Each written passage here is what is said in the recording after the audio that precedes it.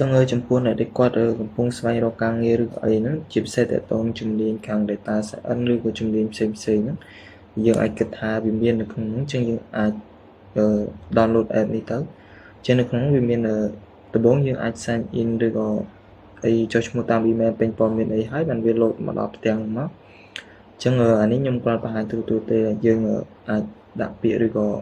ខ្ញុំចង់បង្ហាញថា app ហ្នឹងយើងអាចរកការងារគេបានខ្លះចឹងណាចឹងនៅក្នុងនោះគេដាក់ export by company ចឹងយើងអាចមើល company នៅខាងលើបានចឹង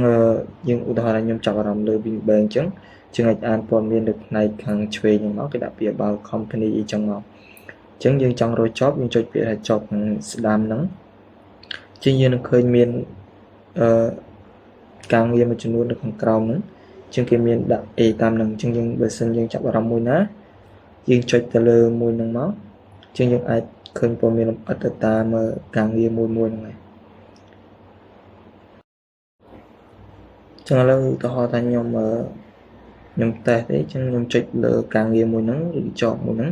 វានឹងមាន description គេហៅថា JD ហ្នឹងវាមានអីនៅក្នុងដូចជាមានពេលធ្វើ part time full time មានអីចឹងមកចឹងនៅពេលយើងចុចពាក្យ apply ខាងក្រោមមិញហ្នឹងវានឹង load មកផ្ទាំងខាងនេះចឹងគេមាន upload CV អីចឹងមកចឹងពួក optional នេះយើងមិនបាច់ upload ក៏បានដែរបើសិនយើងអត់ដឹងថាគួរ upload អីគេចឹងយើង upload ទៅ CV ទៅហើយមានបញ្ហាអីគេនឹង contact មកយើងវិញចឹងចំពោះវីដេអូនេះមានតែប៉ុណ្្នឹងទេចឹងចាំជួបគ្នាវីដេអូក្រោយ